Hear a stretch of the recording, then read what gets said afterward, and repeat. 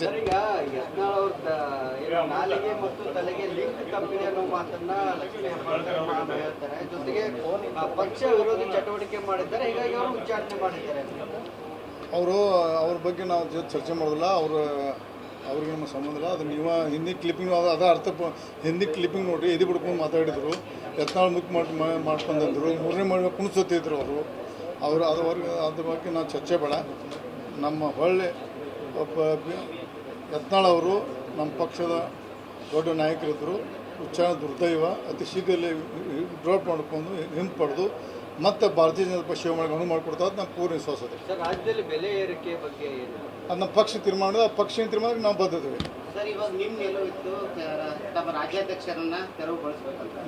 But ಆದರೆ high command ಅವ್ರನ್ನ ಮುಂದುವರೆದು ದೃಷ್ಟಿಕೋನದಿಂದ ಯತ್ನಾಳ್ ಸಾಹೇಬ್ರನ್ನ ಉಚ್ಚಾಟನೆ ಮಾಡಿದ್ರು.